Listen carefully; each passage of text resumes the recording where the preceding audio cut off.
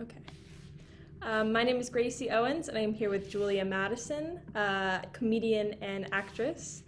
And I guess go ahead and get started with my questions. My first Yeah, question is, where did you attend college, if you did attend college, and what was your major? I went to Emerson College, and my major was a BFA in musical theater. And I had a kind of unofficial minor, I like to say, in comedy there by being in the sketch comedy troupes and stuff. But yeah, so musical theater at Emerson. Mhm. So my second question is, what would you say is the easiest way to start in the entertainment business, and what kind of training would you need? And I'm really excited for this question because Ooh. I'm very interested in being a part Oh, of I'm so glad. It's so interesting, especially with, I mean, such a strange time right now, but I think exactly what you're doing is such a great way to begin. I think like the combination of training and just meeting as many people as possible and getting in those communities.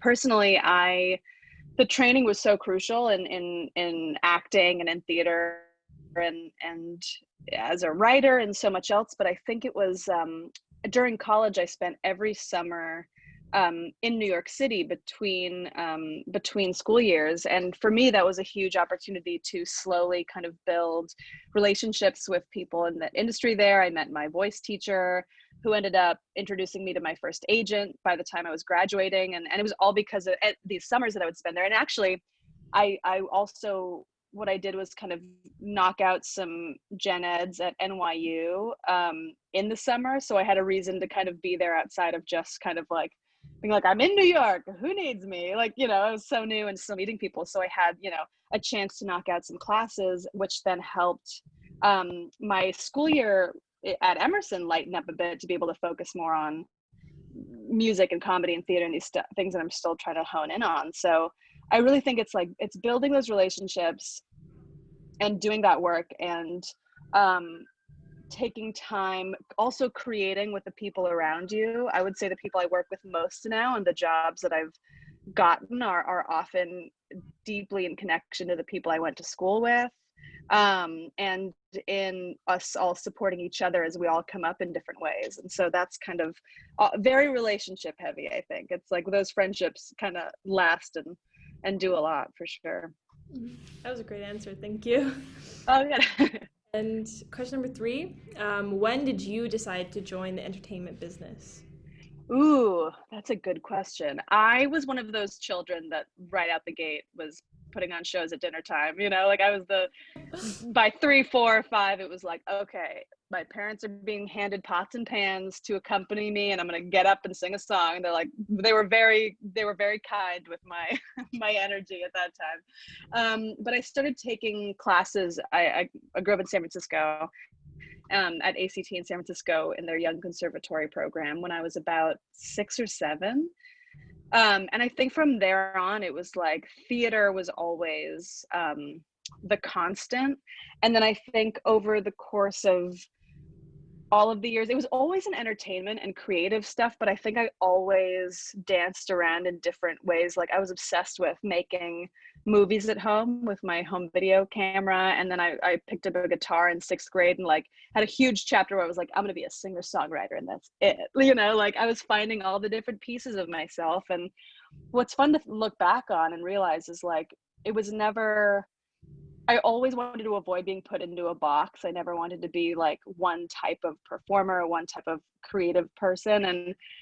And so for a long time I struggled with like how to define myself and who I wanted to be in that way. But I realized over the course of trying all those different things, I now look back and I use all of those skills under one umbrella of like myself as a creative, like entertainer and writer and stuff and performer. So I think like following those passions and remembering like how much all of those years build up to where you are now and where you'll want to be, I think is really fun to think about. But like it's, whether you start early or you find it in high school or in college or whatever, and you're like, oh no, it's nice that change is always part of it, and whatever course you'll find, it'll all add up to what you end up ultimately Mhm. doing and being happy with. I was kind of the same way. I've always Yeah, wanted to be like an entertainer, and then I would go back and forth, and I'd be like, I want to be a baker, and I would yeah, yeah, yeah, always come back to like that. yeah. And so, what do you enjoy most about what you do? Ooh, I most enjoy the laughter and collaboration. I think like it's a tricky time even now, obviously being more isolated, and I'm so thankful that I love writing and that I write as well. And so during this time there's work to be done. But we were talking about this the other, it's like I can't wait to get back into a room and just play with other people. You know what I mean? Like the joy of what this business is and what this job is that you get to show up and laugh and brainstorm and create with your friends. And I found I really rarely now like working in a vacuum, in a bubble. Even when I write or come up with stuff, I love bouncing ideas off with someone else. But all of it, and I think a huge reason I really dove headfirst into comedy was I was like, the laughing's the best part. I love just all the ways that I can help other people laugh and the laugh making things. I think it's just the greatest feeling in the world. Yeah, I feel the same way. We actually get the luck of being able to come back to school like in person. And Yeah, super lucky there because I mean, it's my senior year. It's like in that being able to like be in a room with people, with my fellow it's classmates everything. so much like better like cuz then we get to laugh and rather Yeah, absolutely. than over Zoom. And you actually I'm so glad I get to do that. you segued perfectly into my next question, which is how has the pandemic affected your work schedule and routine? Oh, that's a good question too. It's been really interesting. The first week into like quarantine, I think it was like in March when everything just shut down and we were in New York. Um, my writing partner and I, in that moment, a weekend, were hired to do a job that we'd been courting for a while of writing a new musical. And we were like, oh my gosh, we're so lucky. We get to have a job we can work on during this time. And then it was the realization of like, oh, everything we write is the natural flow is in the room together where you're just coming up with ideas out loud and run to the piano and sing something out, and it happens fast. So we had it was a really interesting learning curve to say like, okay, how can we achieve those magic moments we find when the workflow is really happening and do it like digitally where it feels very unnatural. So we had a couple weeks of kind of trial and error, but we found that it's a mix of talking on the phone and over Zoom or FaceTime to brainstorm, and then kind of going off and playing in our corners a bit and like sending each other, I mean, the amount of voice notes back and forth that we're recording and sending, or garage band tracks that we're building for demos and stuff and then we'll have like moments when we can find some time to be together in some way. But it took a while, but at least as far as writing and collaborating in that way, it was, we were able to find a groove that like, it's still not being in the same room together, it's still a bit isolating and weird, but we're finding, I don't think we're losing anything by having that chance to still kind of brainstorm. And it's all about just kind of constant communication, and thank God we have all these devices that allow us to do that. The great thing though, and the surprising twist of all of this was like, I think in this business and as performers and as writers or anything, like the hustle is such an element where we feel like we just have to be working nonstop and pushing ourselves and like burning the candle at both ends. And we're great when we're stressed, we're great when we're like thriving on adrenaline, and it's like actually become a really healthy realization and time to kind of be like, we're not in a rush. Clearly, like the world is still crazy right now, and we are lucky to have something to work on. But like, if we don't finish it today, we'll figure it out tomorrow, you know? And I think that's actually been really good for both my psyche, and I think all of us who are forced to slow down a bit. There's that nice perspective shift of like, the world's still spinning and we'll get it done, but we don't have to like stay up all night to get this thing done by this deadline if we don't need to, you know. So I'm trying to do more of that, at least, because it's not my main habit, but it's nice to kind of find that pace, which is good. And otherwise it's just finding ways to be creative. And again, it's been shifting to like trying to do silly things and make people laugh online, but you know, just little things that have no career consequence that or like or are not about, you know, output for something work wise. It's just like, oh, it's a fun, funny, silly thing to do, something small, you know. So Um, it's kind of a mix of that. Miss Galing showed me your your advent calendar. Yeah, Oh, did she? I loved it. It was so funny. Wondering, like, Oh, thanks. inspiration for that. Like, where did that come from? Oh my gosh, that has been the most fun and random way to spend really the last year. It came from my friend Joel, who I do those videos with. Last, I got it was two Christmases ago, I think. We actually like Drew and I threw a holiday party, and Joel and I thought it would be really funny to. I've always wanted to do like holiday parties where everyone does sing-alongs and carols and stuff. It was like it just seems so like romantic and fun. And so we put out like a lyric sheet of like, you know, your deck the halls, jingle bells, whatever.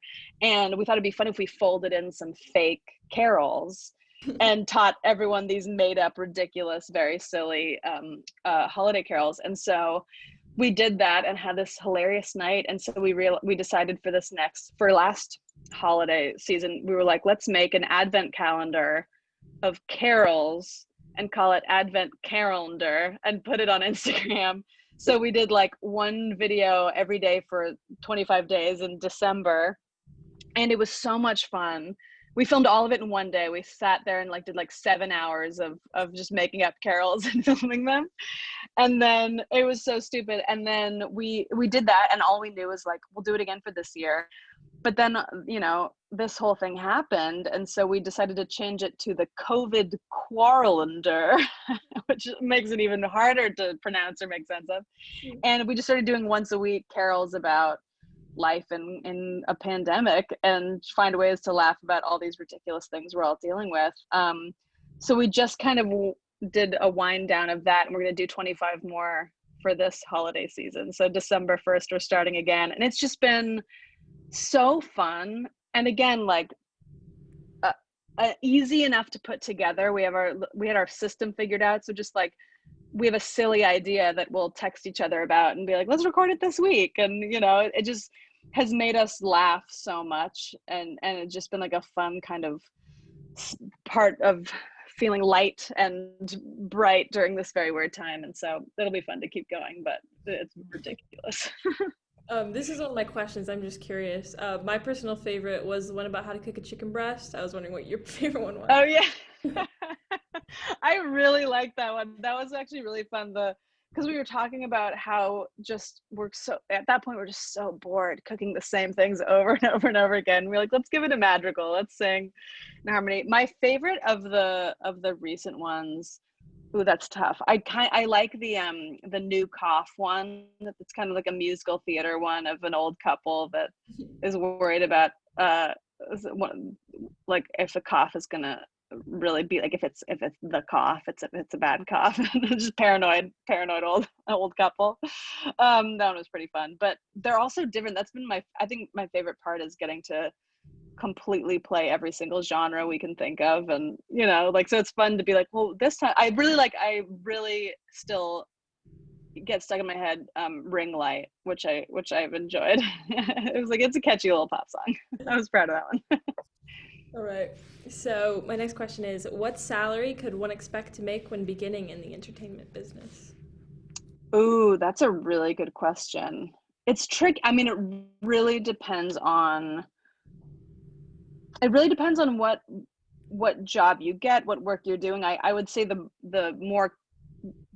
absolute truthful answer is like early on, it's very rare to immediately be getting paid like doing a show or being in a show. You know what I mean? Like, I think initially it's more realistic to kind of know that it's going to be whether it's a restaurant job or babysitting, or oftentimes it's supplemental income that meets either an internship or just auditioning, and oftentimes you're also taking classes which costs a little bit of money. So I think it's like finding a balance of how to sustain yourself financially while auditioning, which, you know, I mean, it's crazy I say that, and it really is different for everyone.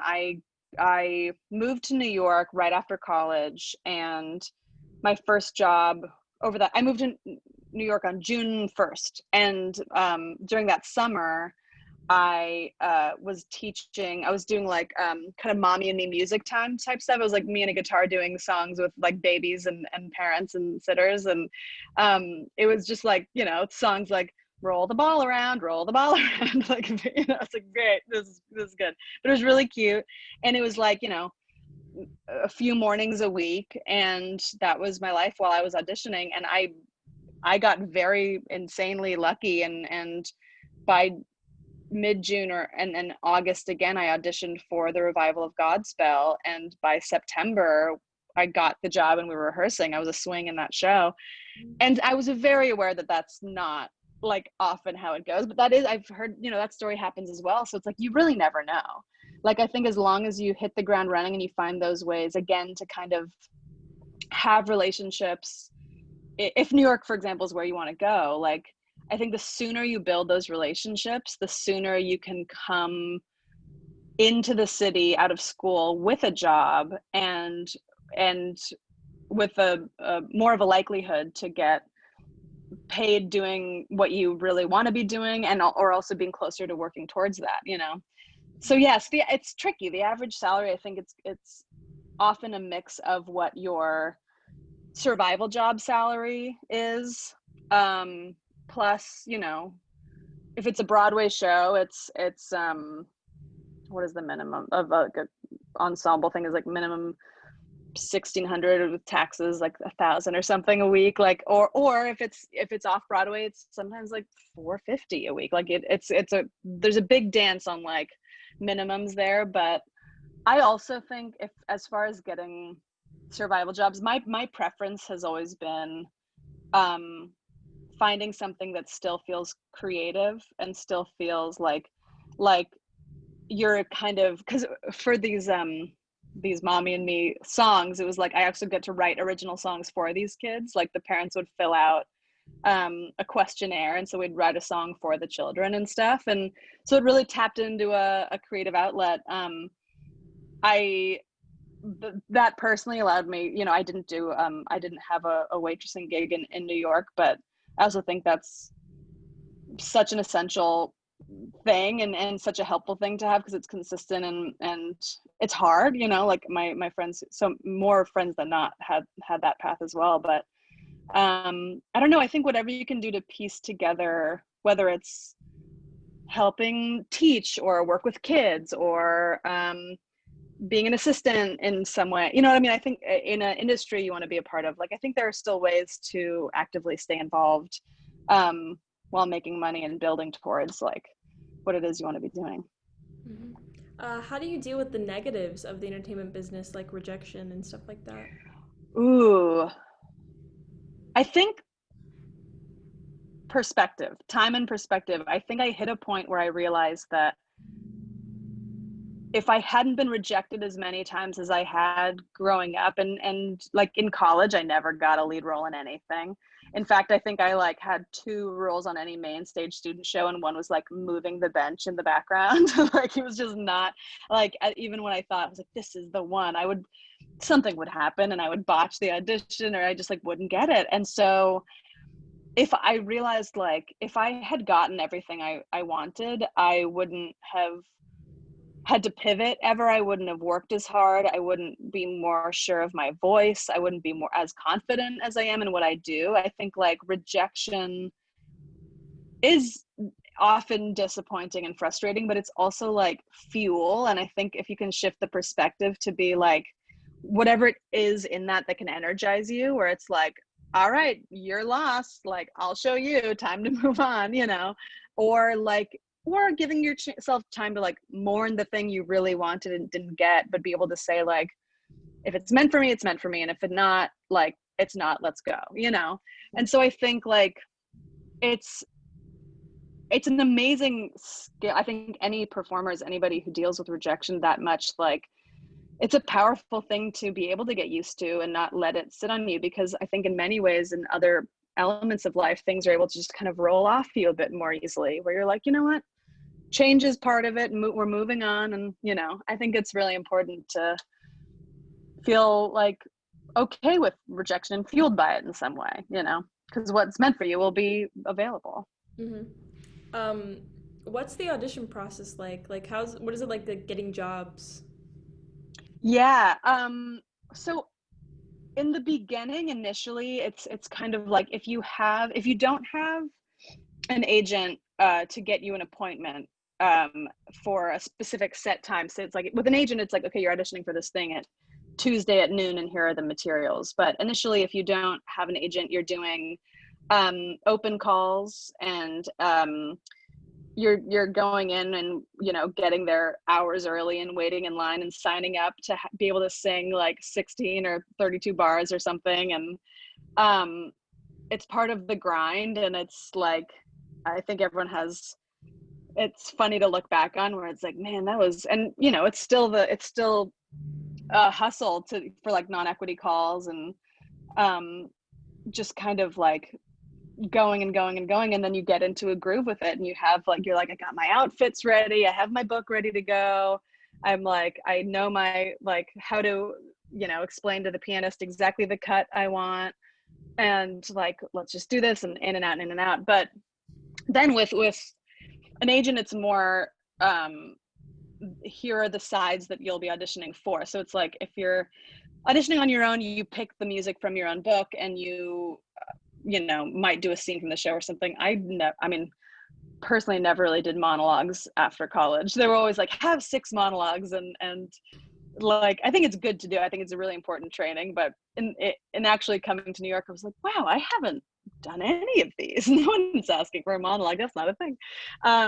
But with an agent booking you an appointment, you'll be sent the material from the show. You'll be sent like a song to learn and a scene to do out loud, and so then it's a bit more of like, okay, here's my homework assignment, and I've got my sides, and I've got my song, and I'm going to prepare this. And so the process is really, it's like, either way, it's your initial audition, and then you'll have a callback if they want to see more of you, and then it's from there, it's like, it can be, that's where the mind stuff gets really crazy, because it could be any level of like, you could go back in 6 times for something and be like, make a decision already, or like, it's a audition callback and you get the job. Or some people are like, I auditioned and got the job. Like, it's crazy. But I think all of it is like, you just keep on trying, you just jump out and do what you can, and then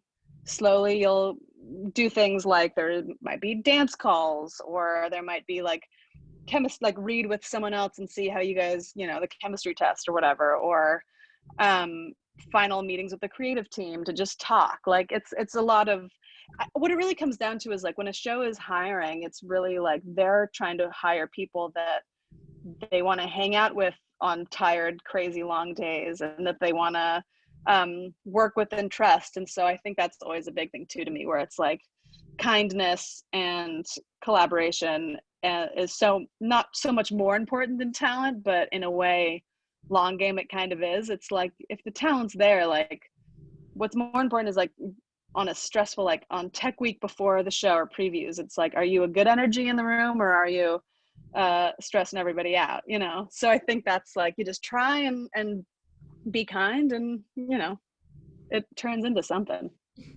eventually, sometimes. I have another thing I'm just curious about. So, when Drew came, he came to visit like our school last year. That's right, yeah.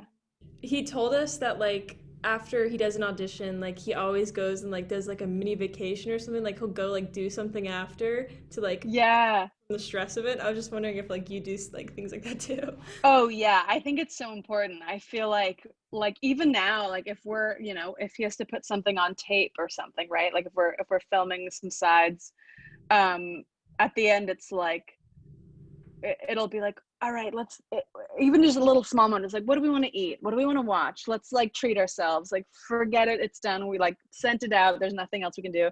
I think the pressure even more so when they're like in the room and have to kind of have a high stakes audition. I'm all about meeting up with a friend after, or getting some delicious meal, or having some kind of adventure or something. Like, it's because, again, it's the reminder of like, life is more important, this isn't everything. Like, it's good to have fun and relax.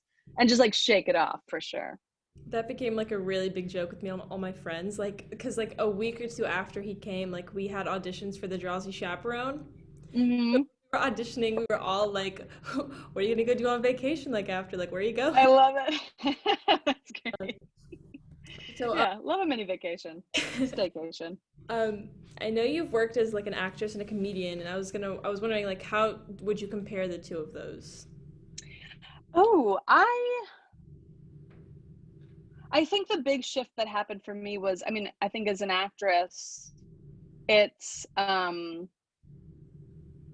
the power, I guess, or the authority is in the people behind the table. So it's a bit like I'm here to interpret the words given to me and tell me where to stand and tell me what you want this. You know what I mean? Like I think it's to be more of a vessel and to be a player in the game where it's like beautifully collaborative and it's more about the interpretation of other people's material. And then as a comedian, it shifted towards it being my own material. And I think for me, the it really allowed me to fire on all cylinders as far as like what I love doing. It's like I love telling a story and also knowing how I'd want to execute it and being able to like bring in people I love to work with to make things come to life. And it was getting like director brain and writer brain and kind of all these things firing at once, which I really fell in love with.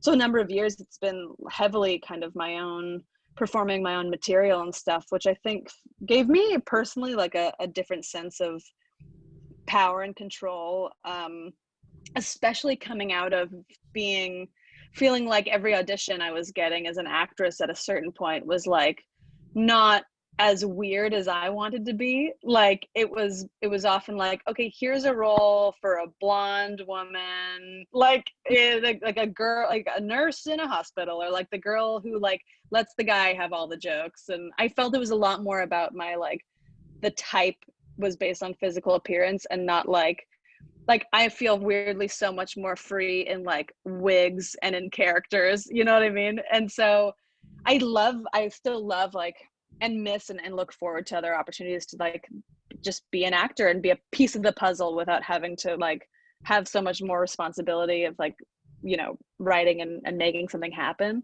I love that so much as well. But I think for a while it's allowed me to play more characters that I would never be seen as by anybody else, because why would they ever know that that's what I would like to do, you know?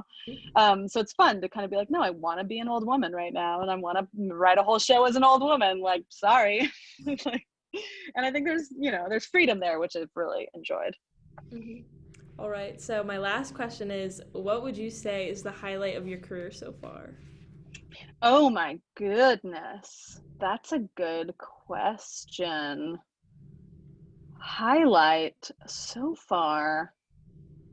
Well, so far, I was like, I'd like to be like, oh, it hasn't happened yet. We'll see what happens in the future. But no, I think I mean, there are a number, I think there are a lot, like different goalposts. But I mean, I look back as far as like, I think graduating, there was a real high of graduating and being in my first Broadway show as like new to this community. And I'd call that the highlight, especially because of all the relationships that stemmed from that one show have led to so much of who are both my friends and people I work with. And it really launched me into the city in such a thrilling way, where I got to literally go from being in college to like jumping in and being in a Broadway show and improvising and it being a role where I got to make up lines and do comedy in it. And it really informed so much of what I'm still doing. So I would say that was like